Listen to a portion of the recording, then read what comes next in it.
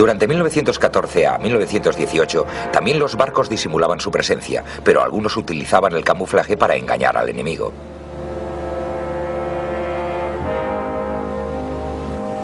Aunque estos navíos parecían inofensivos barcos mercantes, su verdadero propósito era cazar submarinos o hundir otros barcos mercantes. La Primera Guerra Mundial fue el primer conflicto donde se utilizaron submarinos de forma generalizada. Los submarinos alemanes pronto dejaron sentir su presencia cuando un U-9 hundió 3 viejos cruceros británicos en cuestión de minutos en las primeras semanas de la guerra. Esto provocó una creciente preocupación por la amenaza que representaba para los barcos británicos que transportaban tropas y suministros hacia Francia. Los barcos de guerra no conseguían dar caza a los submarinos, así que en noviembre de 1914 se intentó utilizar otro método. Winston Churchill, primer lord del almirantazgo por aquel entonces, ordenó armar un pequeño vapor para atrapar a un submarino. A principios de 1915, la situación se hizo mucho más grave cuando los alemanes emprendieron una guerra sin restricciones con sus submarinos. Esto significaba que ahora los buques mercantes serían atacados sin previa advertencia. Su objetivo era disuadir a los barcos neutrales de entrar en aguas británicas. El número de buques mercantes hundidos por los submarinos alemanes iba creciendo a un ritmo alarmante.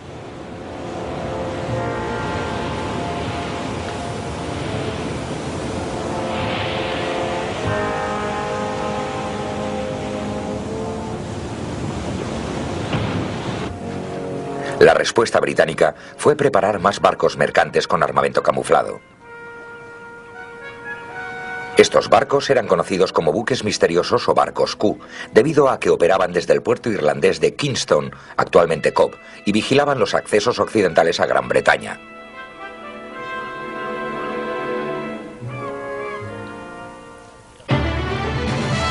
La táctica habitual de los submarinos alemanes era hundir los mercantes con sus cañones, porque solo llevaban algunos torpedos y preferían reservarlos para los ataques a barcos de guerra. Para utilizar los cañones, el submarino tenía que salir a la superficie, en donde era más vulnerable a los ataques, y esto era lo que esperaban los barcos Q.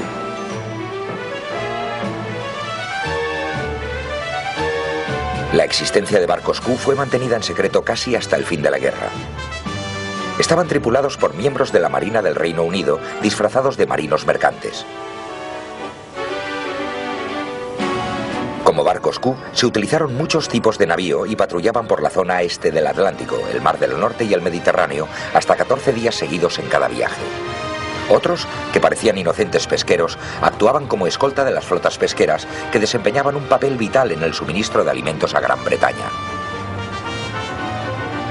Los alemanes pusieron fin a estos ataques sin restricciones cuando los americanos protestaron por la muerte de algunos compatriotas. Pero la reanudaron en 1917 con mayor intensidad que antes, con lo que aumentó también el número de barcos hundidos.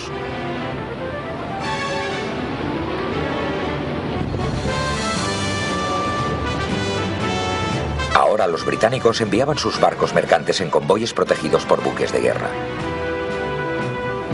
Los barcos Q solían rezagarse para tentar a los submarinos.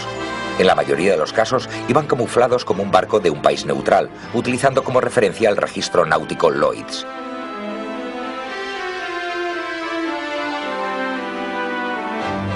Una de sus tácticas era actuar en combinación con un submarino, al que literalmente remolcaban, con el que se comunicaban mediante una línea telefónica tendida entre ambas naves. A esta técnica se debieron los 2 primeros éxitos de los barcos Q en el verano de 1915. Cuando el barco divisaba un submarino en la superficie, avisaba al submarino que lo escoltaba, que lo destruía con torpedos.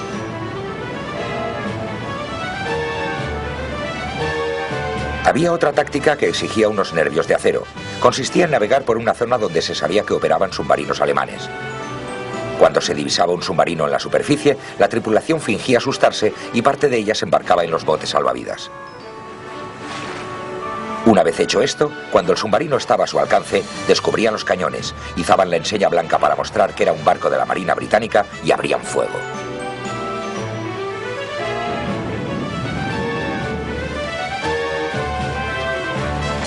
Otro sistema para pillar desprevenido a un submarino era ir al rescate de un barco atacado por él. Esto provocó uno de los incidentes más polémicos de la guerra. En él participó el barco Q Baralong y tuvo lugar en agosto de 1915 frente a la costa sudoeste de Irlanda.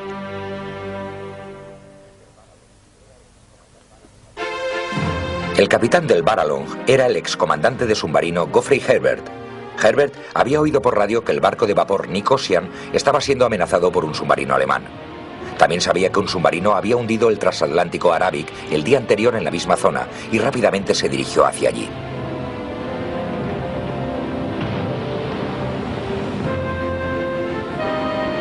El Baralong encontró al submarino en la superficie y atacó. Parte de la tripulación del submarino se dirigió al Nicosia y lo abordaron.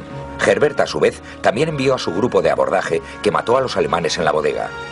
Acusado por los alemanes de crimen de guerra, alegó en su defensa que pensaba que iban a hundir el Nicosia.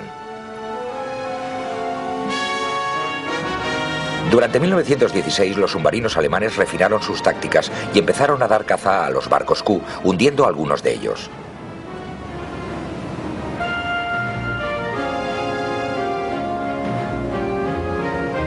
Los alemanes sustituyeron los cañones de 88 milímetros de los submarinos por otros más potentes de 105, con lo que su alcance superaba al de los barcos Q.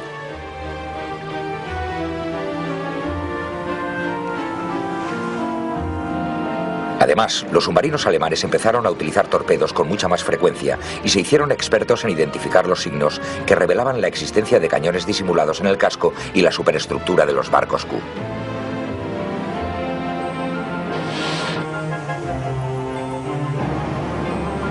De los 145 submarinos alemanes hundidos durante la guerra, solo 11 habían sido hundidos por los barcos Q. Se decía también que las actividades de los barcos Q habían provocado que los submarinos alemanes adoptaran la política de disparar primero y preguntar después. Aún así, es indudable que contribuyeron a hacer la vida más difícil a los submarinos alemanes y que sin su presencia hubieran hundido muchos más buques mercantes. Ciertamente, los barcos Q contribuyeron a la victoria aliada en el mar. Sus tripulaciones podían sentirse satisfechas por la rendición final de los submarinos alemanes, que tuvo lugar inmediatamente después del final de la guerra en noviembre de 1918. En ambas guerras también se utilizaron buques corsario camuflados como barcos mercantes para acciones ofensivas, sobre todo por parte de los alemanes. Al estallar la Gran Guerra, en agosto de 1914, los alemanes tenían algunos transatlánticos armados, pero ninguno de ellos duraría mucho tiempo. Después empezaron a emplear algunos cargueros transformados. El que resultó más eficaz fue el MUEV.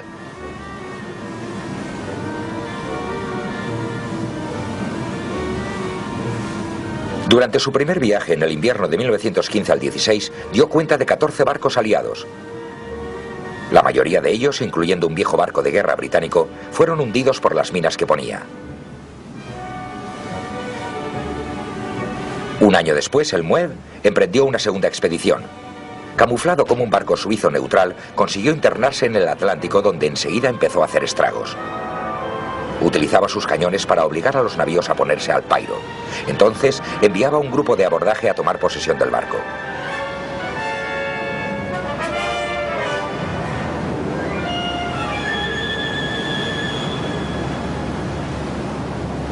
A veces los barcos eran hundidos y su tripulación era conducida a bordo del MUEV.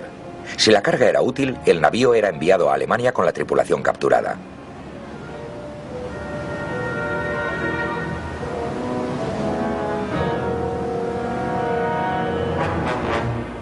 Cuando el MUEV regresó a puerto, podía vanagloriarse de haber asaltado 25 barcos, lo que representaba más de 120.000 toneladas.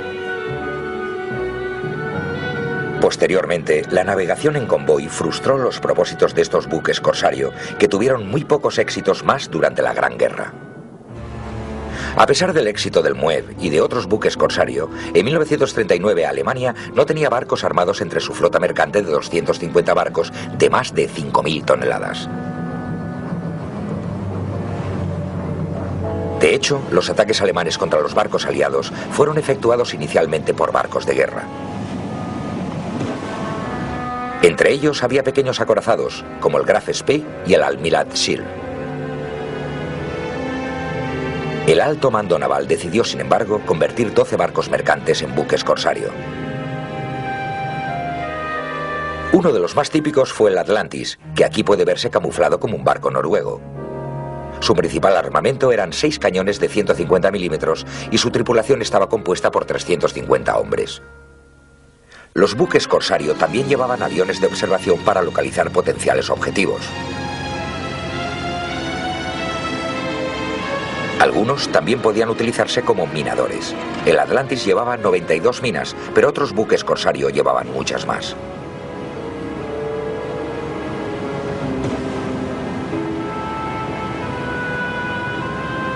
Los buques corsario empezaron a operar en la primavera de 1940. El Atlantis fue el primero en zarpar, camuflado como un barco mercante soviético, el 31 de marzo. En medio de un mar encrespado, consiguió eludir los barcos de guerra británicos y llegar hasta su zona de operación en el Atlántico Sur, donde el 3 de mayo hundió a su primera víctima, un navío que iba de Durban, Sudáfrica, a Londres.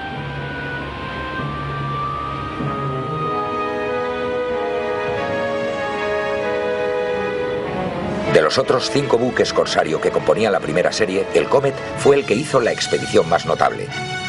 Zarpó hacia el norte desde Bergen, Noruega, el 9 de julio de 1940.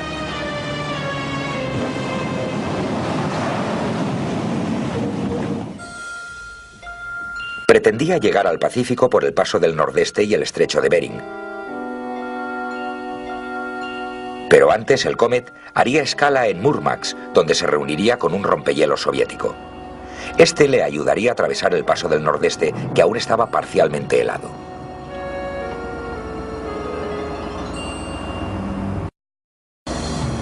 Una vez en el Pacífico, el Comet empezó a hacer estragos en las rutas marítimas.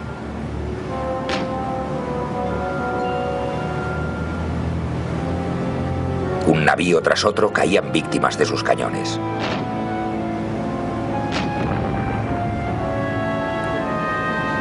Otro buque corsario, el Penguin, había zarpado de Alemania el 22 de junio de 1940, el mismo día que los franceses habían depuesto las armas.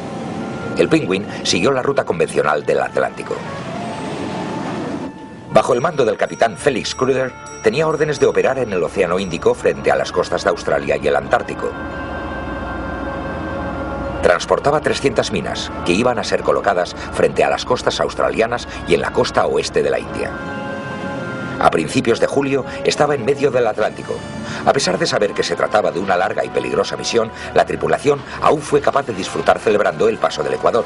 Todos los que cruzan el Ecuador por primera vez tienen que someterse a una iniciación a manos del rey Neptuno.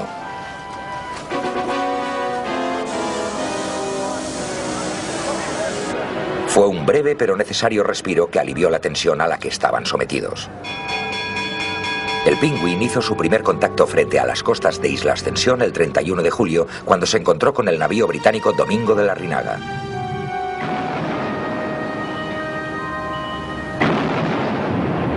Los cañones del Penguin acabaron rápidamente con este navío.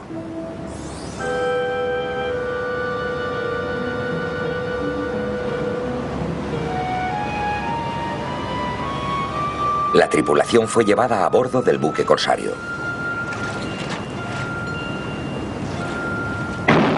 Entrando en el Océano Índico, el Penguin hundió un petrolero noruego.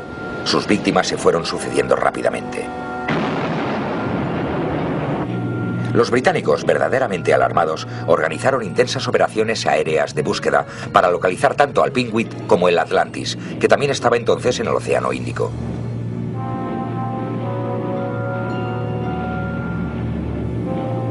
Pero los buques corsario no se dejaron intimidar. El Penguin utilizó sus torpedos, otra arma de su arsenal, para hundir otro barco el 12 de septiembre de 1940.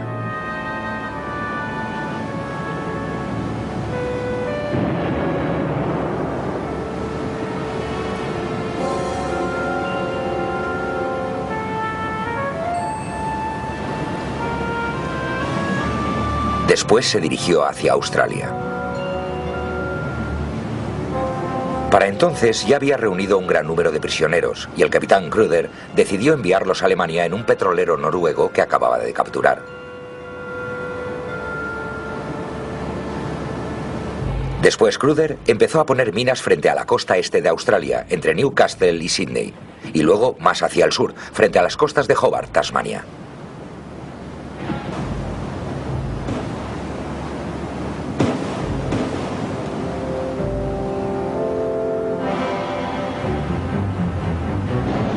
Entre las primeras víctimas de estas minas se encontraba el primer navío americano hundido durante la Segunda Guerra Mundial, el buque mercante City of Rayville. Esto ocurría un año antes de que los Estados Unidos entraran en guerra. El Penguin siguió cosechando éxitos frente a las costas de Australia, incluyendo la captura de otro navío al que convirtió en un minador auxiliar. A finales de noviembre de 1940, las víctimas de Cruther ascendían a 11 barcos hundidos o capturados. De nuevo volvía a tener demasiados prisioneros en su barco, así que envió 400 a Alemania en otro navío capturado. El Penguin se internó entonces entre los témpanos de hielo del Antártico.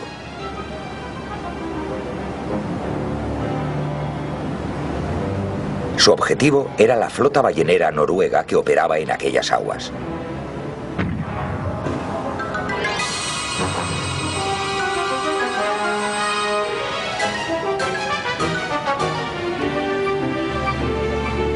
Cruther capturó un ballenero tras otro. Ninguno tenía medios para ofrecer resistencia.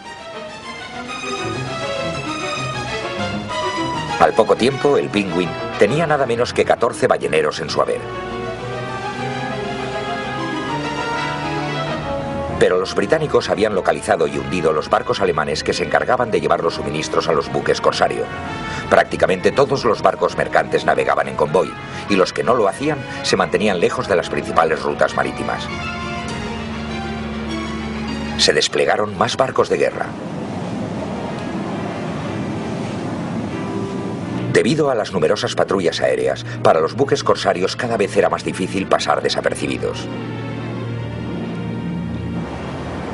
Cruther decidió, por tanto, volver a hacer una breve incursión en el Océano Índico y luego retirarse, después de haber interrumpido el tráfico marítimo allí.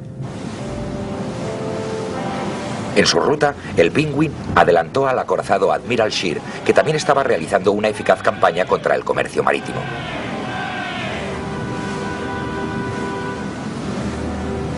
Entrando en el Océano Índico, el capitán Cruther hizo escala en una remota isla.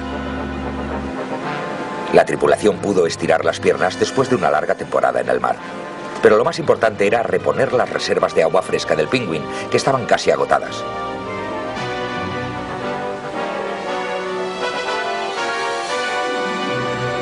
Para transportar el agua hasta el barco se utilizó un sistema de mangueras.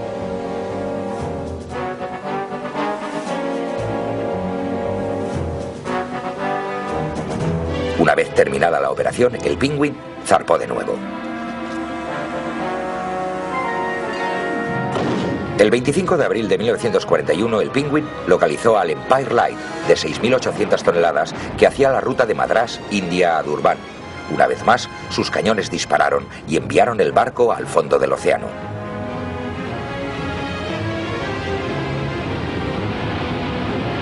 Cruther estaba animado y 3 días después, el hidroavión que aún tenía el Penguin localizó otro navío, que también fue hundido después de sacar a la tripulación en los botes salvavidas.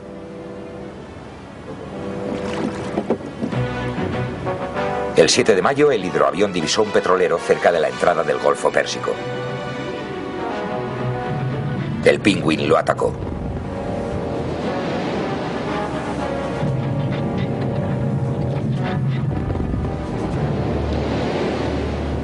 Pero la tripulación había enviado una señal de socorro que había sido recibida por el crucero británico HSM Conwell.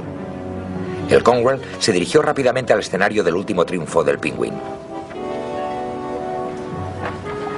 Al fin, después de muchos meses de búsqueda infructuosa, la tripulación del Conwell presentía un posible éxito. El crucero envió su hidroavión anfibio, el Walrus. Este localizó al Penguin, ahora camuflado como un barco noruego, y avisó por radio al Conwell. El crucero se apresuró para interceptar al buque corsario alemán.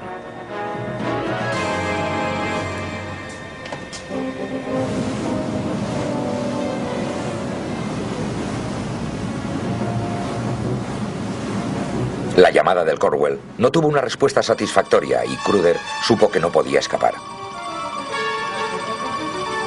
Izó su bandera de guerra mostrando así su verdadera naturaleza. Se destaparon los cañones y el Penguin abrió fuego contra el crucero. El Cornwall respondió con sus cañones de 8 pulgadas. Los dos barcos se enzarzaron en la lucha.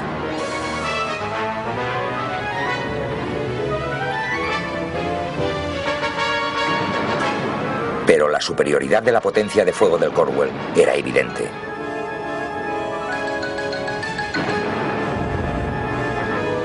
El Penguin estaba tocado, aunque continuaba luchando. Pero era inútil y cada vez recibía más impactos.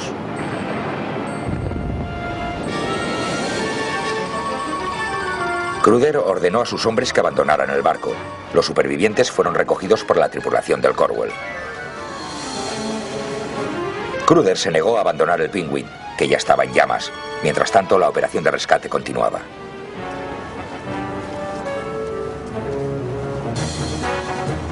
El Penguin se hundió finalmente, llevándose a Cruden con él. 5 meses después, el barco gemelo del Cornwall, el HMS Devonshire, acabó con el buque corsario Atlantis, que había estado en el mar nada menos que 622 días. Había asaltado 22 barcos, solo 3 menos que el Penguin. El Cormorant, otro buque corsario, también llegó a su fin en noviembre de 1941. Pero su atacante, el crucero australiano Sydney, se acercó demasiado a los cañones del buque corsario y también se hundió. Se prepararon otros buques corsario, pero ahora tenían muchas menos posibilidades porque los aliados empezaban a establecer su superioridad naval en todos los océanos.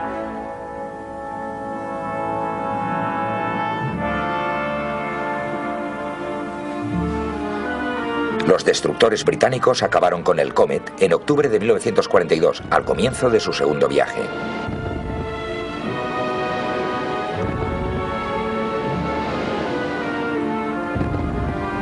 El buque corsario alemán Togo fue atacado por bombarderos británicos cuando estaba refugiado en el puerto de Dunkerque, en el paso de Calais, en febrero de 1943. Fue alcanzado en ese ataque, pero consiguió regresar a Alemania. En los océanos Índico y Pacífico, los portaaviones representaban otra amenaza para los buques corsario. Pero fue el submarino americano Tarpon el que acabó con el Mitchell, el último barco corsario en ser hundido, cuando iba rumbo a Japón en octubre de 1943.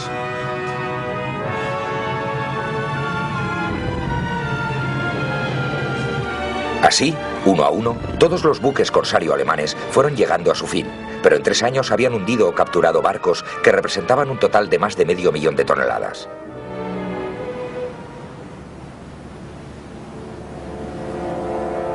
Al operar lejos de los puertos amigos, las tripulaciones de los buques corsario llevaban una guerra solitaria.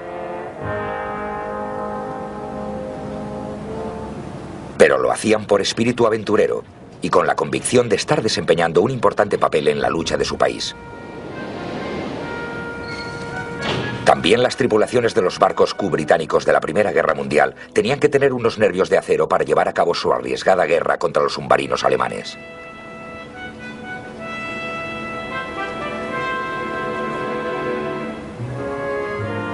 Ambos barcos eran auténticos lobos con la piel de cordero.